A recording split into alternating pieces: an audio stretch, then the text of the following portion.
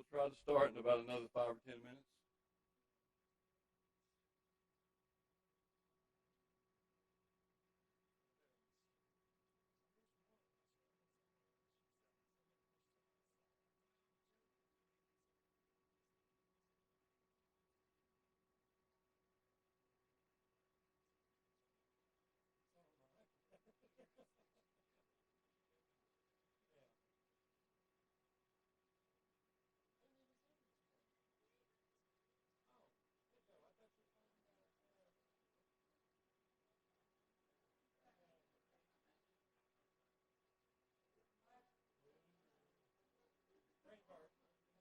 Oh, but Lord, could you tell him he's more than a name on a wall?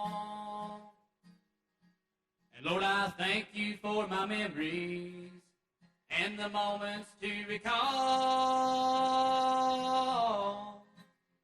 But Lord, could you tell him he's more than a name on a wall?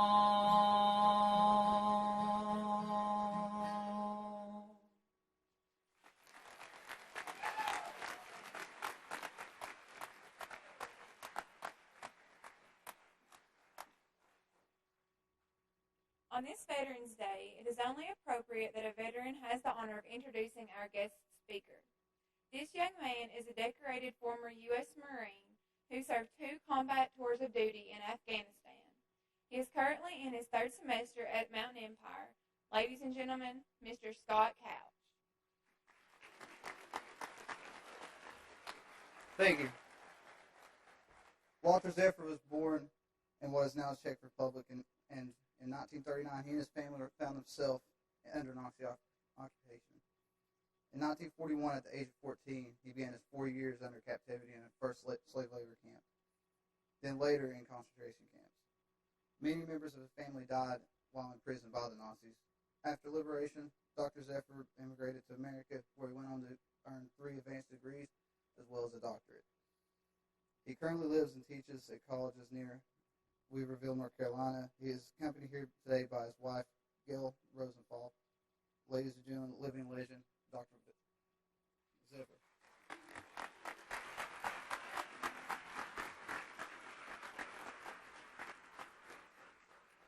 Thank you very much. We sat together and talked a little earlier. I forgot your name. Thank you, Scott. And good morning to all of you. I think it's still morning. Yep, 5 after 11. Thank you for coming. Full house. People sitting on the floor. Wow, it's impressive. Huh? It is our pleasure to be here with you guys. And when I say our pleasure, I am not speaking like the Pope does when he says our, so the imperial hour. But our in this particular case means my pleasure and my wife Gail's pleasure, without whom, and I mean Gail, without whom I would not have undertaken this trip. I'm an old guy, and I hate to drive by myself more than 10 minutes, okay? So, thank you, Gail. I think we should give her some applause.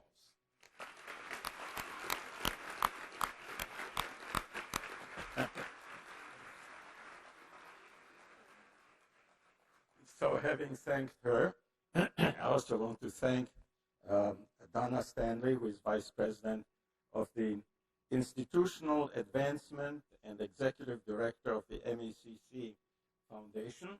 That's a big title, and I'm grateful to her for having invited me. And, of course, Professor Mike Strouth, who is the Living Legend sponsor, I think, and I think even founder, if I'm not mistaken. So, thank you all. Thank you all, folks, for coming again.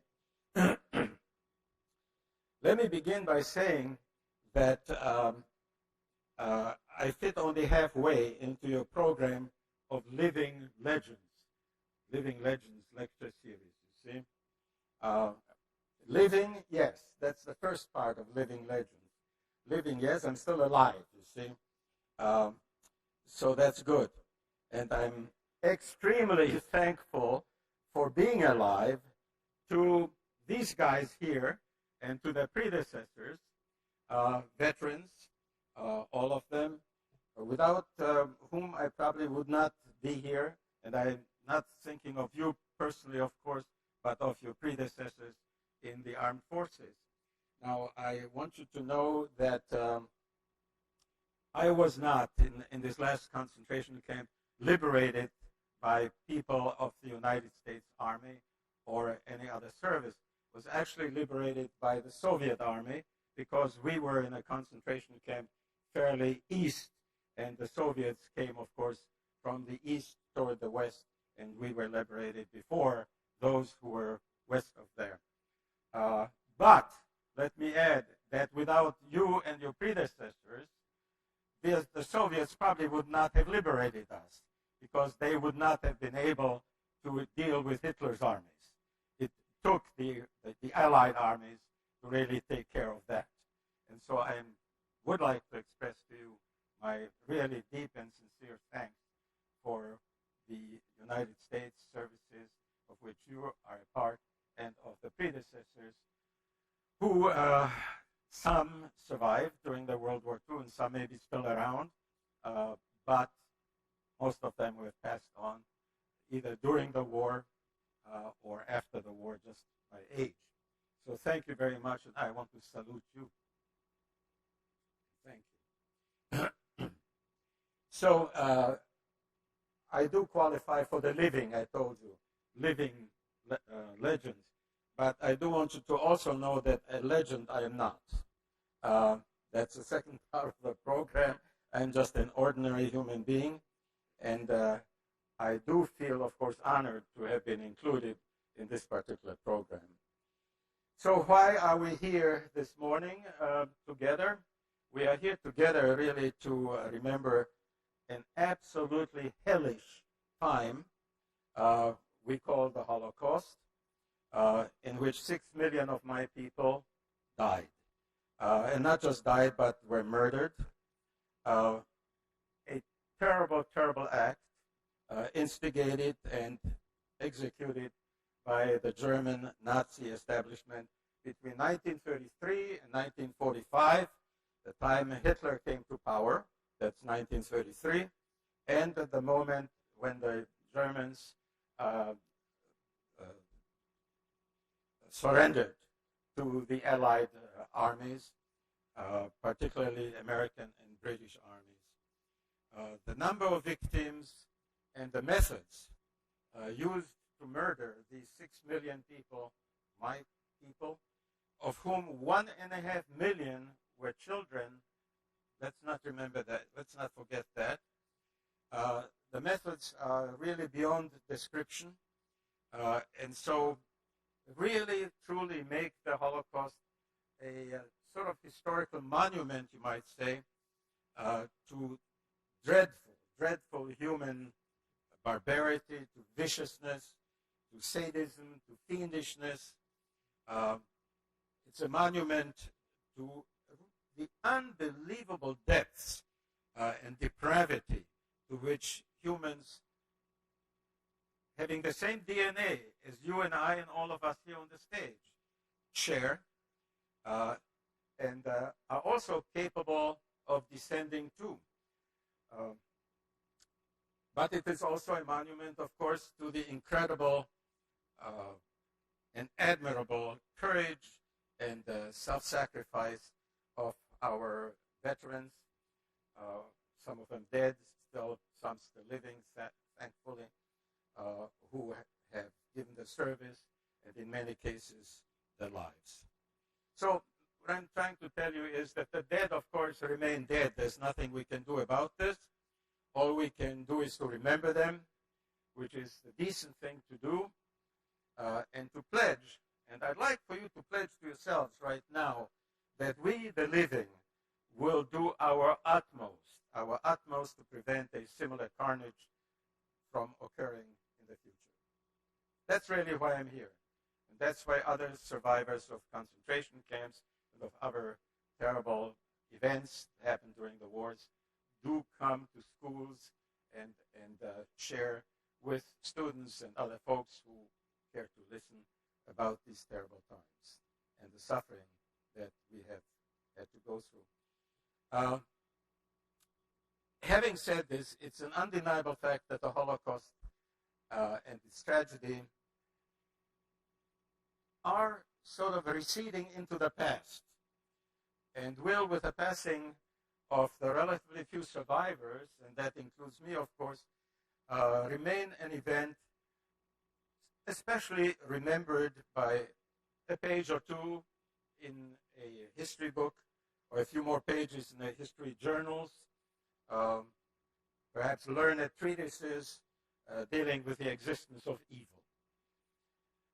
Today, there remain a few folks in a very, very quickly diminishing group, like myself, who are eyewitnesses to these tragedies and who are actually caught in the vortex of this terrible, deadly storm, who survived Hitler's incredible people of concentration camp inmates and others who survived Hitler's butchery. Just, let's call it that. Most of us would like to forget this chapter of infamy that robbed us of our youth and of our innocence. But the problem is, how can we forget? And so we have no choice, really, but to live with these remembrances, terrible as these are, until they will die with our own demise. On the other hand, most of us who survived also have been feeling, it's sort of a feeling of obligation to pass on our experiences to the next generation.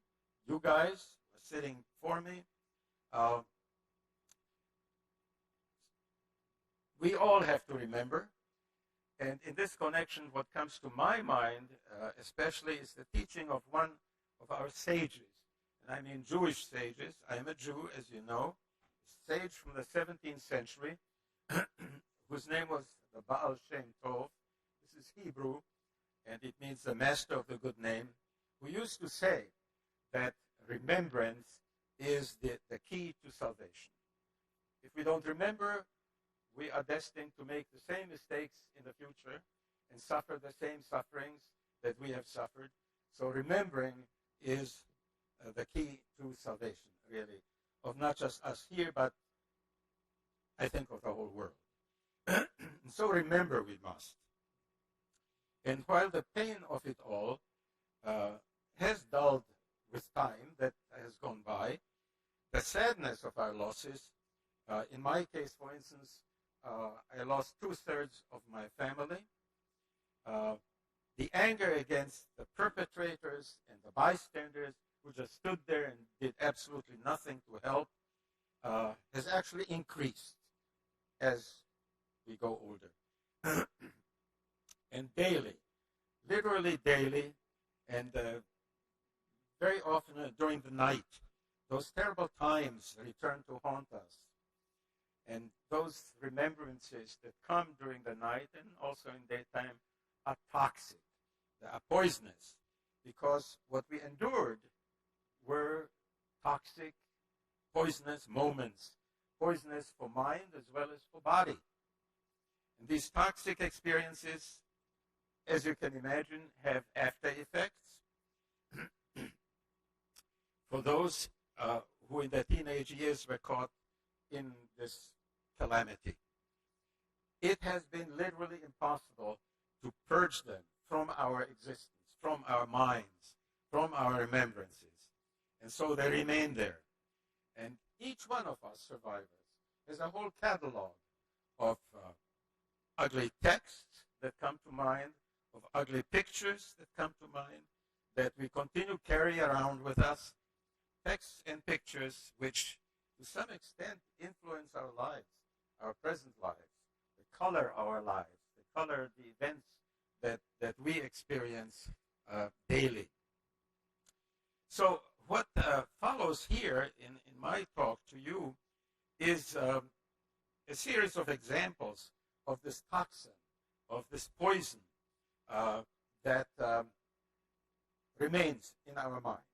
I want to share some of these toxins that have influenced my life with you.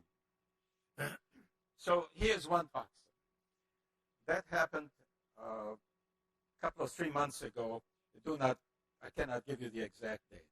But you may have watched on television, as Gail, my wife, and I have watched the first appearance of the new Pope in Rome, whose name is Pope Francis.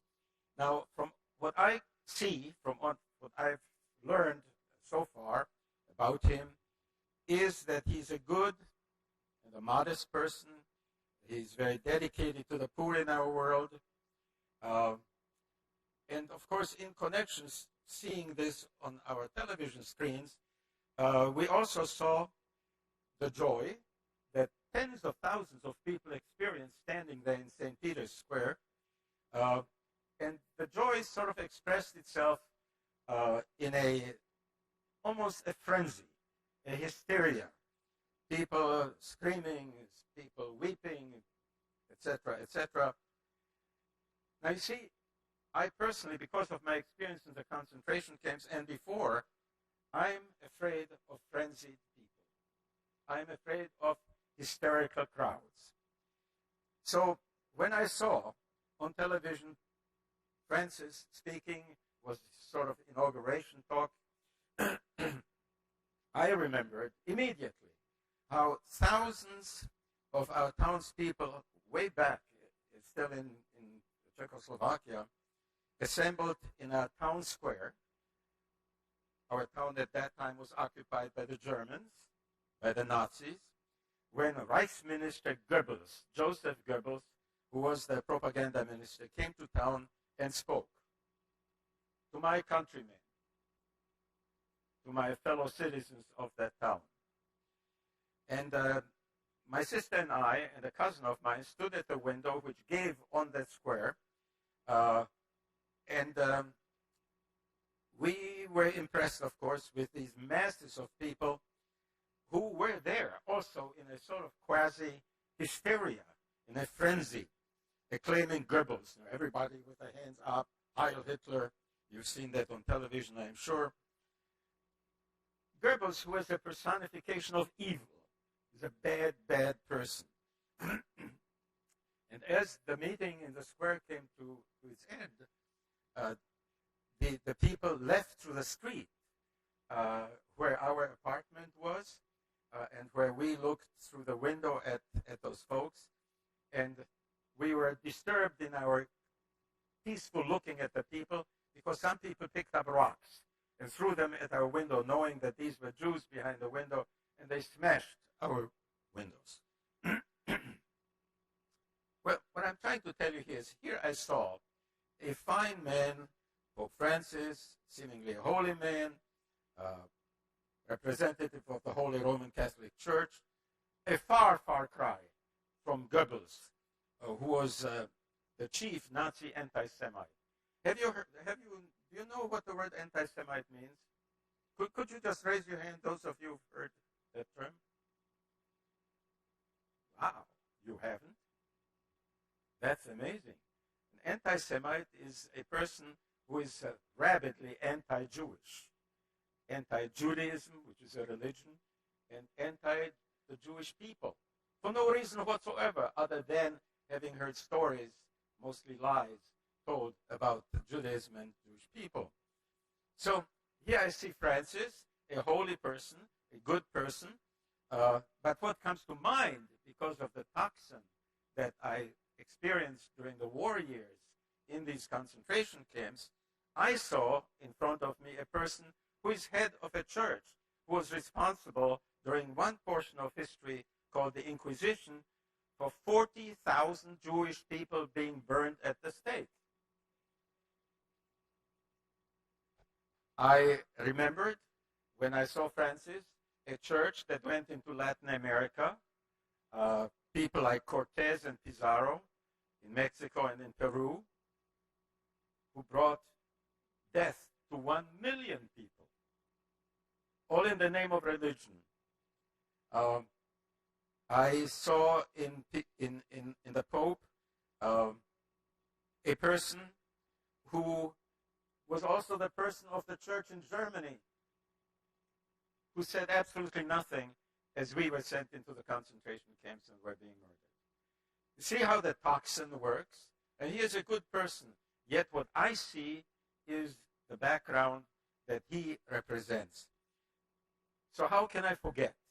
I cannot forget because I'm reminded constantly as I look at our world around us that brings me back to my remembrances.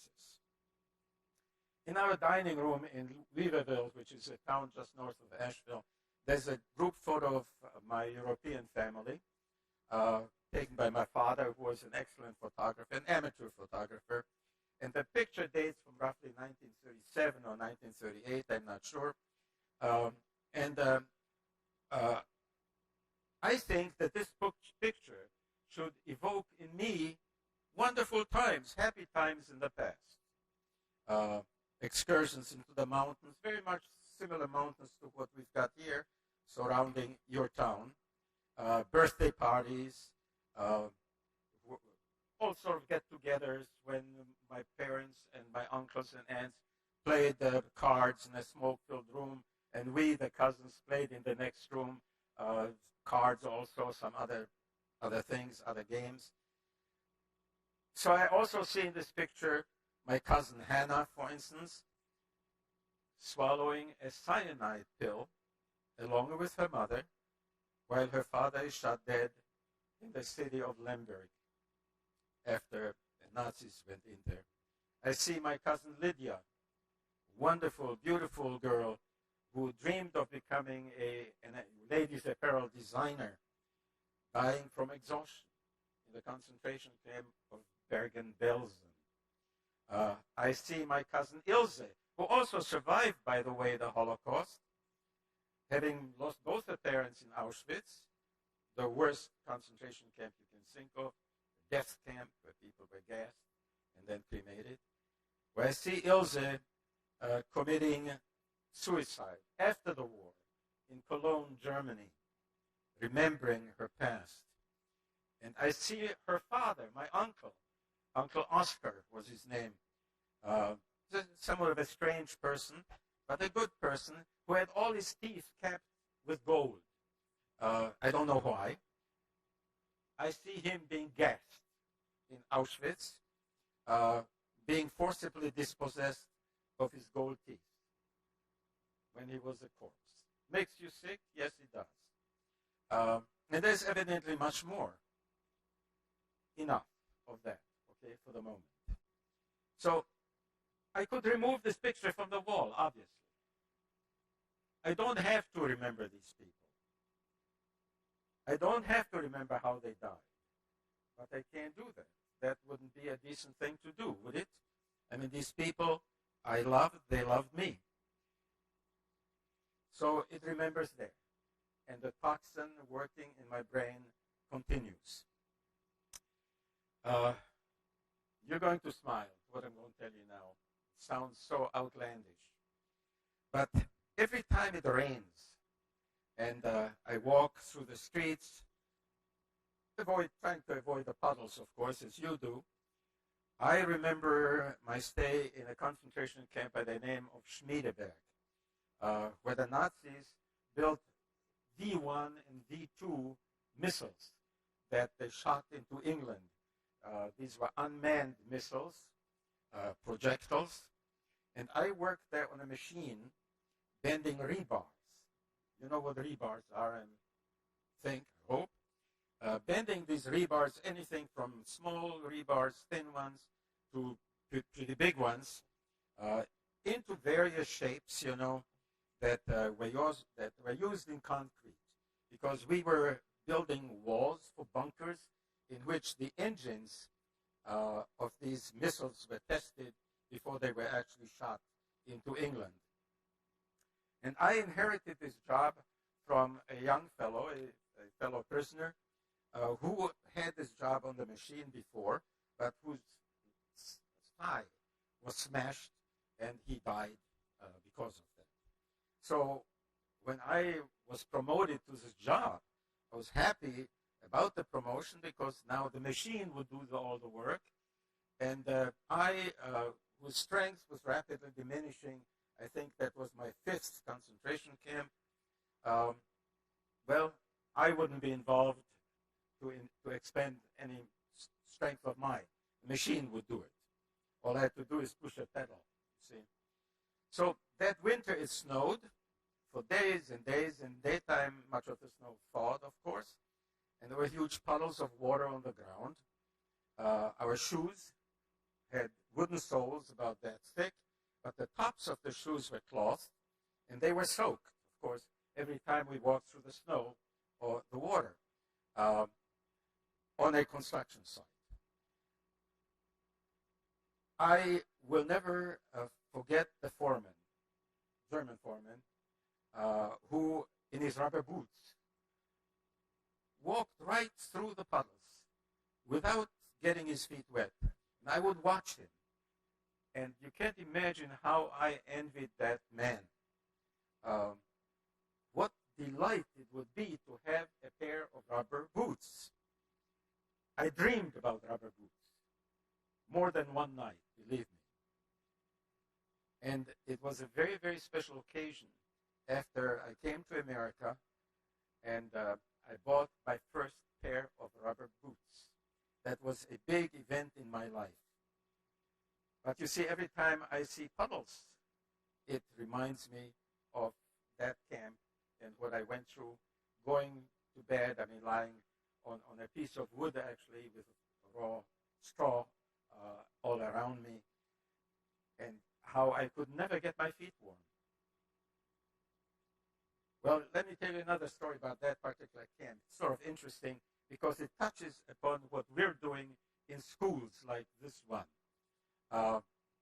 So I mentioned the machine that killed one of my predecessors who worked on that machine. Well, we worked from blueprints. I worked from blueprints to bend these rebars. And one day the crew chief, the German crew chief, came to me and said, "Walter, you Jew." He didn't say Walter. That was my mistake I just made. He said, "You Jew, come follow me to the office." So we went to the office, and there he put a blueprint in front of me showing a new rebar design. And I noticed as I looked at this design, the blueprint, that the certain dimensions for the various bends that I was supposed to do did not add up to the total that was indicated for the whole length of that rebar design. And so I told him that. I indicated to him all this, and I spoke in German because my native language is German, see. I stand in front of his desk, and I tell him about this arithmetical error on the blueprint. And I look at him, and he seemed absolutely speechless. And he started shaking his head, and he says, "You're not a Jew. Why are you here? Why are you here?" I said, "I am here because I'm a Jew." That was my response.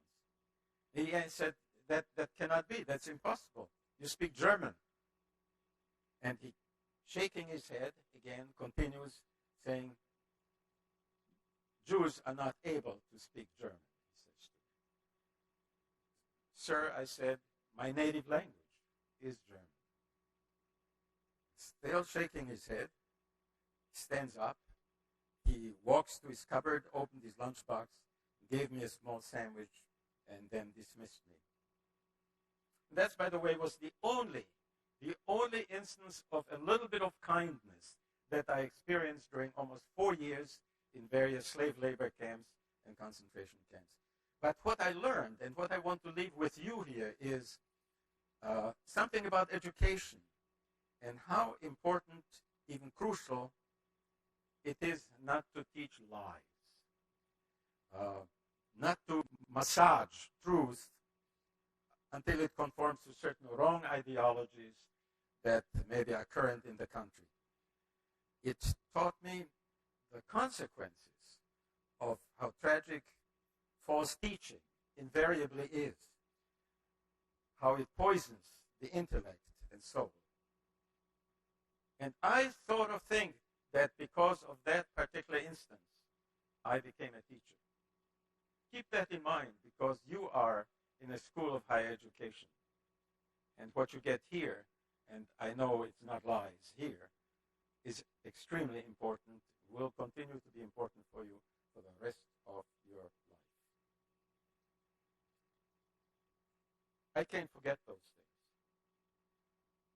My father, who was an attorney in Czechoslovakia, was the president of the last Jewish congregation in our town. He was a good man. He was very much respected by the population there. He was respected by his fellow Jews, obviously, who elected him to be the president of the congregation. But we were, and again, I'm not sure whether you know enough about this, we were assimilated Jews, in the sense, for instance, that many Orthodox Jews, very observant Jews, do not eat any kind of food. They eat kosher food only. And I do not have the time to explain this here, but there are rules and regulations as to what kind of foods you can eat.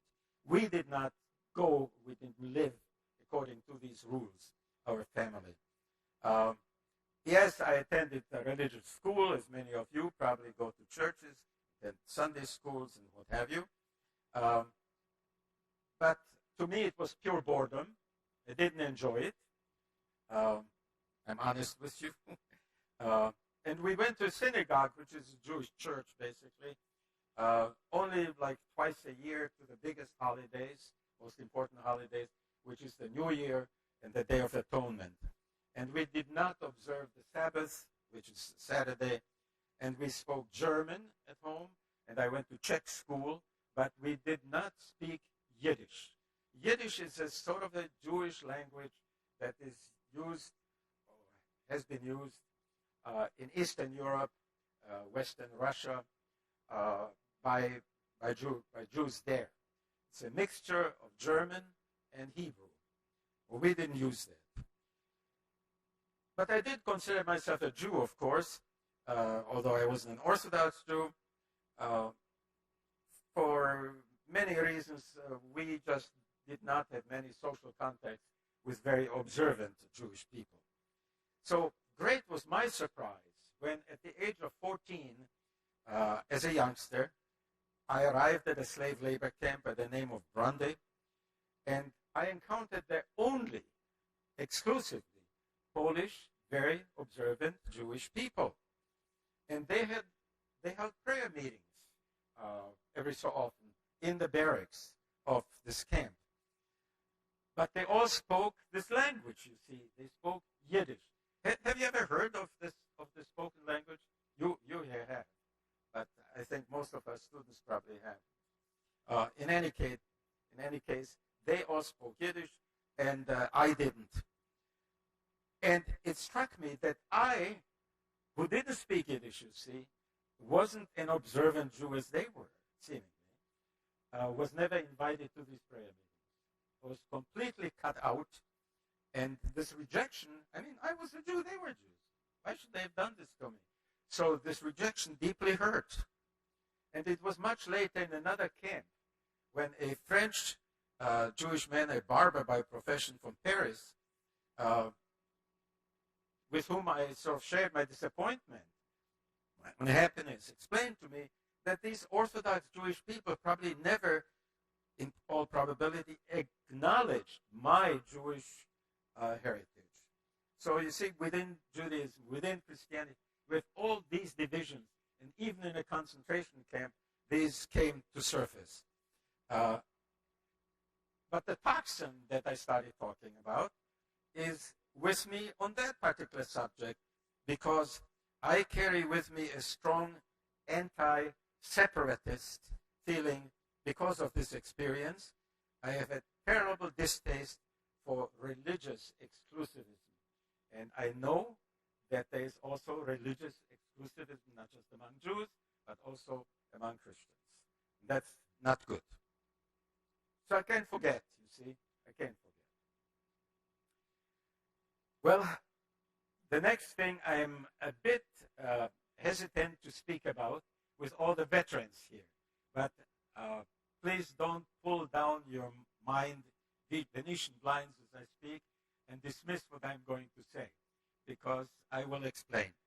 I have a deep suspicion of people in uniforms. Okay, here's the problem.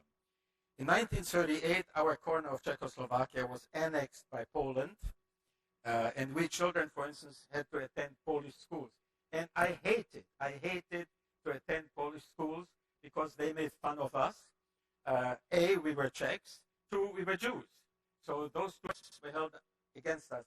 But in that particular school, we had to wear uniforms.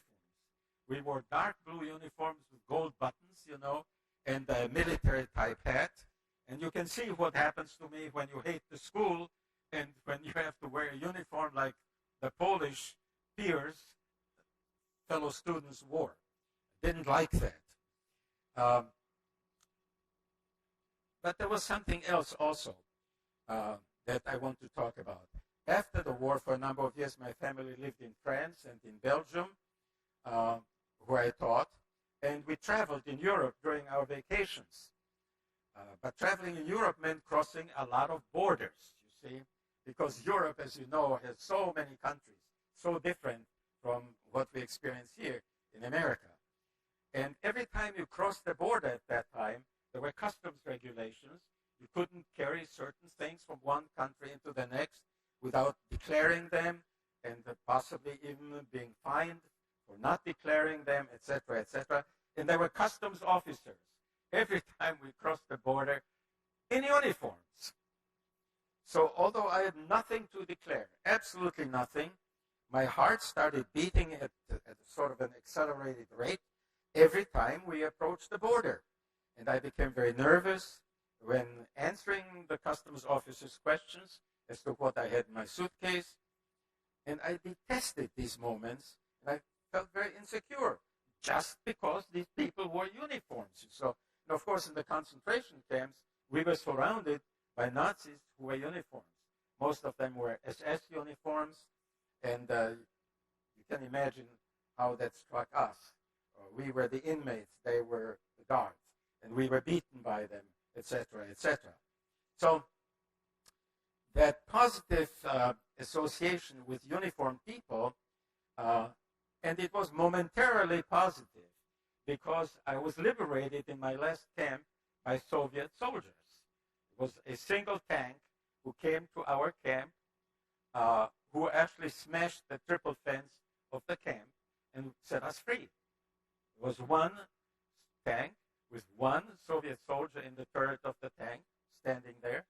And that tank, after smashing the fences, went right on. But we were free.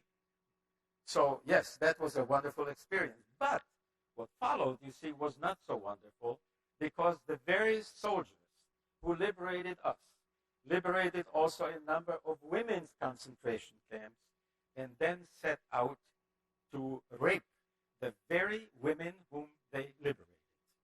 And that spoiled me, my thinking of uniforms completely. And while I deeply appreciated and still do American uniforms, there is something in me that has remained in me that has this feeling against uniforms. I can't get rid of it, you see.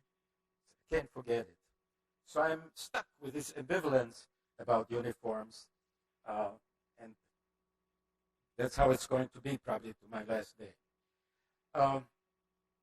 Let me go on.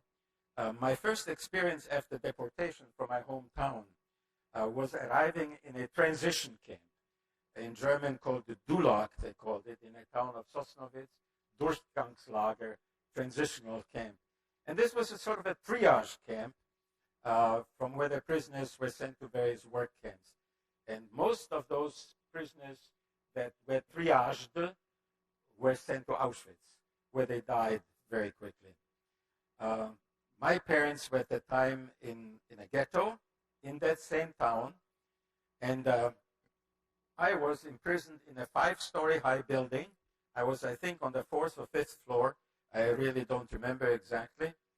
And I had the feeling of being totally abandoned. I was 14 years old, I found myself for the first time separated from my family, from my parents, from my sister, from my cousin who had survived.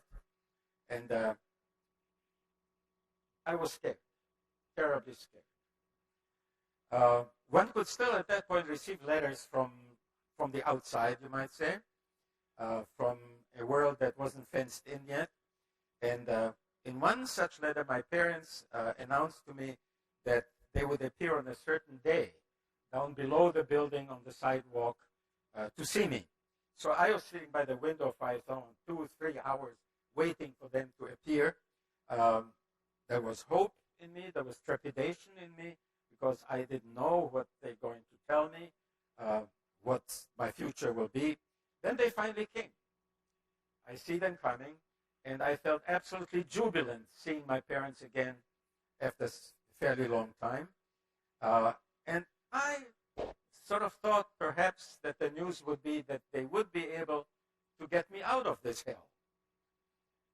Well, I could see that the facial expression wasn't very happy down there. It was very hard to communicate between the 4th floor where I was and the people down below. So I wrote down on a little piece of paper to my dad, I said, please do your utmost, do everything you possibly can to get me out of here.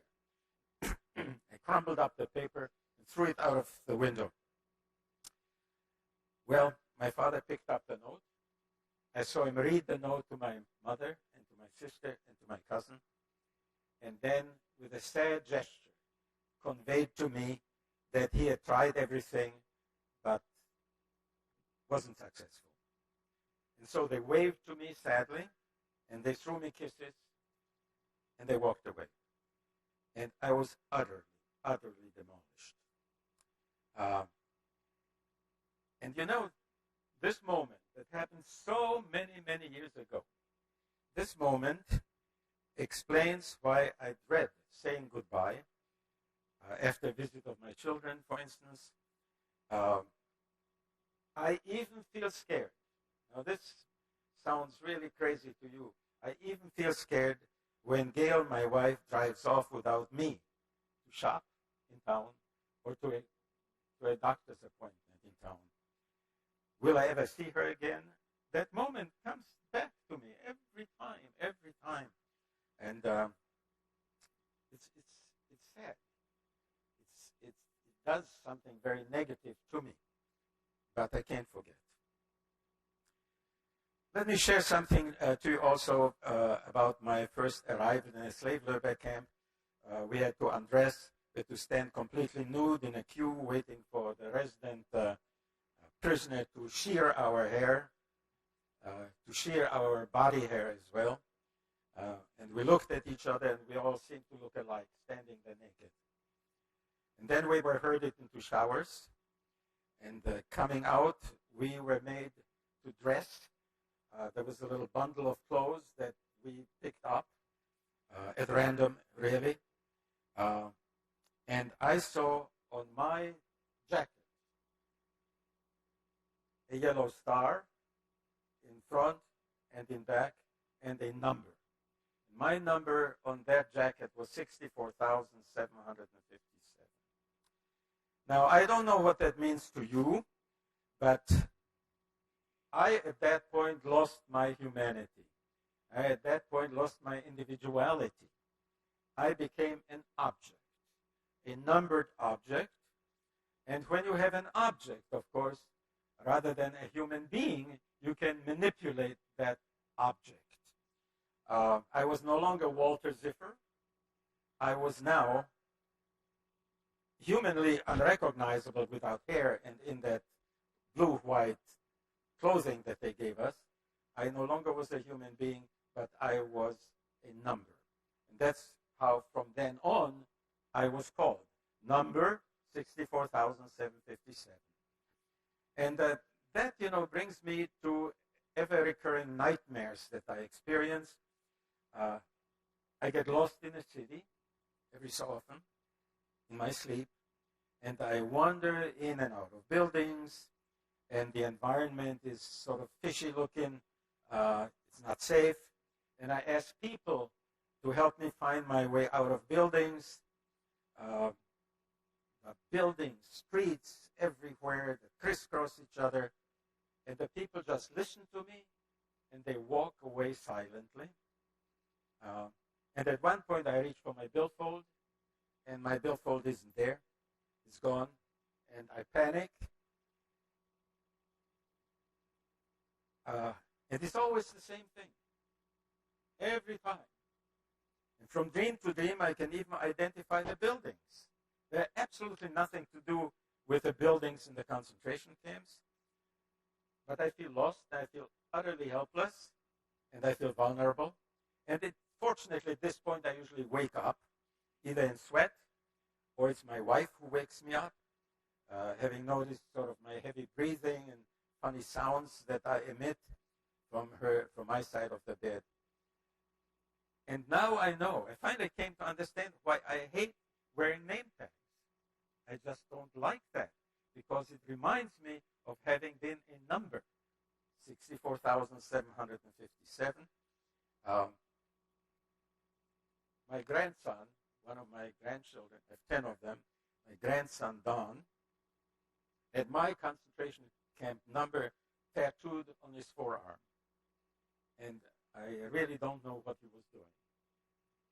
He never was able to explain to me, but maybe there's a deeper sense behind that decision. What I'm talking about is identity loss. It's something terrible to experience, and I certainly cannot forget.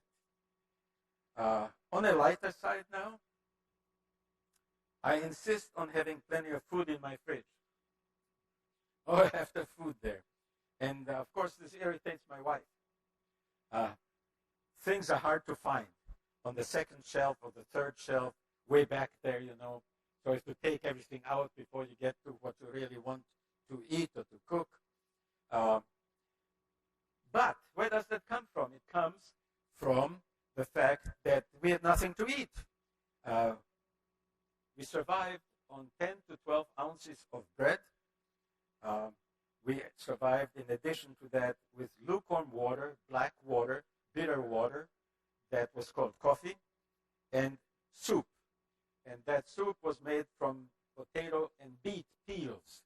And depending on how the person dished it out, if you went deep into the kettle, you had peels. If you went from the top, you had a few peels swimming around on the water. And so if he knew you, he went in the deep with his ladle. If he didn't care for you, he took it from the top, and you had nothing. You had water. So, hey, how can I forget? And you understand why I want to have my fridge filled with food all the time. Now, I've repeatedly heard that this sort of thing, talking about the Holocaust, must never happen again. Well, let me tell you, it does. Unfortunately, it does. Not exactly the same way, obviously. You know, there are many, many variations in which humans plunge other humans into utter despair and into misery. But the problem that I want to mention just for a few minutes now does not touch on human relations. It also involves our theology, our vertical dimension. Okay? I hope you understand. Relation between humanity and God. Whether Jewish or Christian. It touches upon my simple, trusting, childlike faith, which I've lost. It's no longer there. This means the question of God, the God many of us worship and pray to, publicly and privately, an almighty and all good God, who is seemingly allowed to let all these terrible things to happen to 6 million people. There were more than that, because World War II, we're talking about 20 million people when we think about Soviet Russia, Stalin, and the gulags, and what have you. We're talking about many, many more millions than the 6 million Jews who perished. But we're thinking also of genocides that have taken place since then. We're thinking of Armenia, the Armenian Holocaust, Turkey, Rwanda, Cambodia, Serbia, the Congo. I mean, many, many more that I could mention. Add to that natural events like famines, fires, floods, tsunamis, earthquakes, epidemics, also diseases, other calamities.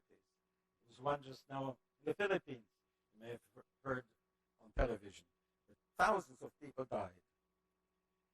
So let me tell you this from my heart, something that is a real problem to me. We Jews call God, that same God whom you worship, we call him our Father. In Hebrew, we usually, in our liturgies, in the synagogue, sing Avinu Malkeinu, which means our Father, our God. Or we call also God by Av Harachamim in Hebrew, which means God of mercy, merciful Father.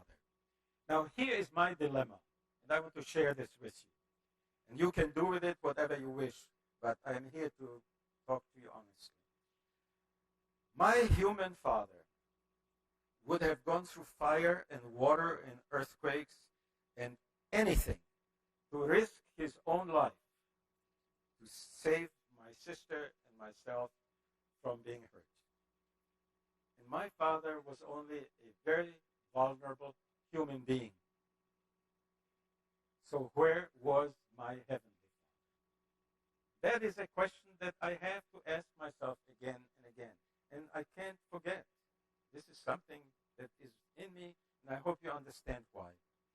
So this absence of God during the Holocaust, and even during these natural disasters that I just mentioned, that is a terrible conundrum to me. And I have no answer to that conundrum, to that problem. Well, perhaps I do, but if I do, we don't have time to discuss it here because that's a very, very complex problem. I don't know whether you here have asked yourself that question. I don't know. I don't know. You guys, young people, have asked yourself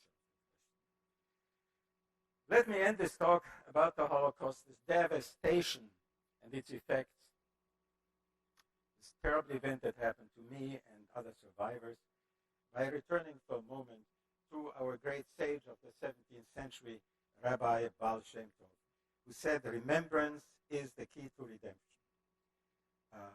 I personally think that there's something missing in that sentence, and that what is missing is the word education, my opinion. So I would like to have him say remembrance and education is the key to redemption. I am grateful more than I can express through words here to have been able to give this talk here at your college, Mountain Empire Community College, a fine institution of higher learning. But, you know, it is here the key to a better world. It is here and in many other institutions of higher learning that redemption, that there's hope for redemption because of you people who listen to your teachers and absorb the teaching. I am happy that I am connected to the University of North Carolina in Asheville, where I'll be giving a lecture somewhat similar this coming week. I am happy that I teach at Mars Hill. What used to be a college is now a university this semester for the first time, where I have a chance also to share not just the ideas about the Holocaust, but my ideas about biblical studies, biblical languages that I teach, and the theology, because it is in these schools of higher learning that our hope lies. You people who have heard me and veterans in the past and other folks in this series, it's you people who have to absorb that teaching and put it to work so that catastrophes of this kind do not occur in the future. Um, so this is a good experience. You heard some bad stories from me. I'm sorry I had to share these bad stories with you, but unfortunately, one cannot teach Holocaust without those bad stories. And there are many worse ones that I did not share with you, I assure you. In traditional Jewish manner, one never ends a speech or even a biblical reading on a negative note. It just isn't done. That's our tradition.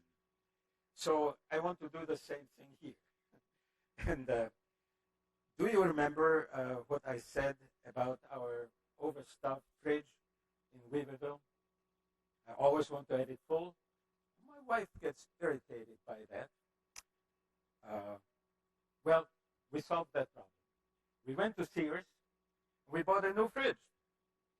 And it's much bigger than the previous one. And we have eliminated this problem. And I'm happy to report, and we're going to leave this on a happy note, you see. I'm happy to report to you that my wife is happy now. And more importantly, that she still loves me. And I still love her. I only wish that all other problems were as easy to solve as an overstuffed fridge.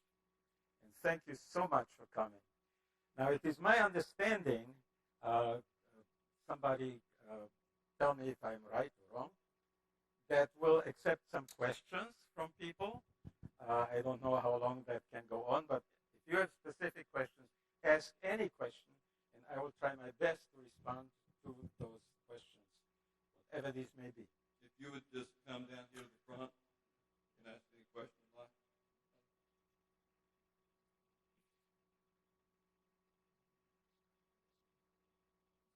Anyone have a question?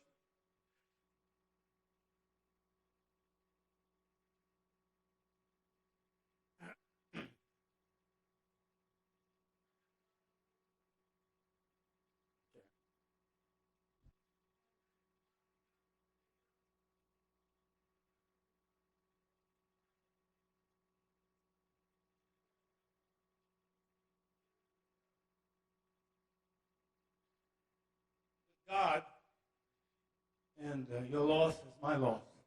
My family both. How did I come? How did I resolve the problem? Correct. Well, my answer will be very, very short. I haven't resolved it because it's a question that really is way too big to deal anything with.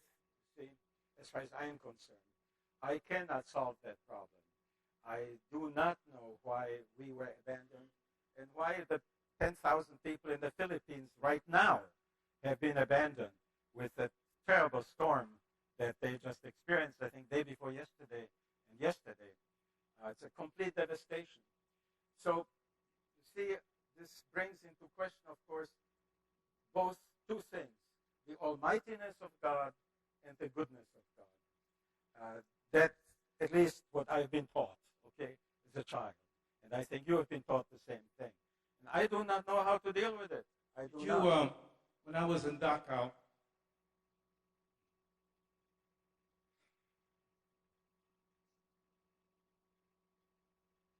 did you ever hear the question, where was God? I'm not sure. Did I ever? When you were interned as a Jew as I am, did you at any time wonder what role God was playing in this? Maybe somebody can help me a little bit. Well, I know you mentioned I'm a bit maybe hard of hearing, and I just didn't quite understand it. Yes. Okay, thank you. When I was in prison, how did I deal with it? Okay, thank you very much. I sometimes need a help here, an in-between person. You see, our situation was so bad. Hunger, primarily, beatings, the fear of being selected to be sent to Auschwitz, etc., that religion, as far as I'm concerned, as a 13, 14-year-old kid, 14 to 18, was a luxury. I had no time to think about religion. I thought about where my next piece of bread is going to come from. Will I be able to hang on to it will it be stolen to me during the night, etc., etc.? How will I avoid being beaten up by camp policemen? These were around all over the place. These were fellow prisoners, by the way, etc., etc. So religion was a luxury, let me say it that way. To older people, it probably was not. But I was basically a child when I entered that concentration camp universe, and I walked into it also without a lot of baggage, religious baggage. As I said, we were pretty much assimilated Jewish people, and so before the war, I was not particularly religious. My family was not. As far as the Germans are concerned, the Nazis, we were Jews, of course. That was sufficient to them to send us to concentration camps. But the God question, to me, as a child, did not come up during the camp. Because I am half Jewish, my mother. But I'm pretty sure by now we are living in the best country in the world. Thank you. Thank you.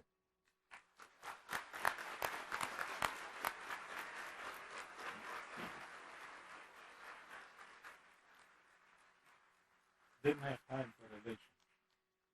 How did you start a new life after the war? How did I? Okay, thank you. How did I start a new life after the war? What happened is after our liberation, after not knowing for quite a while what to do with ourselves, we actually, I should say I was reconnected with my mother, who survived in a women's concentration camp, where also my sister happened to be, and also the cousin I mentioned. And so we very painfully marched back to our hometown after liberation. Again, the rape of women comes up. We could walk only during the night, and in daytime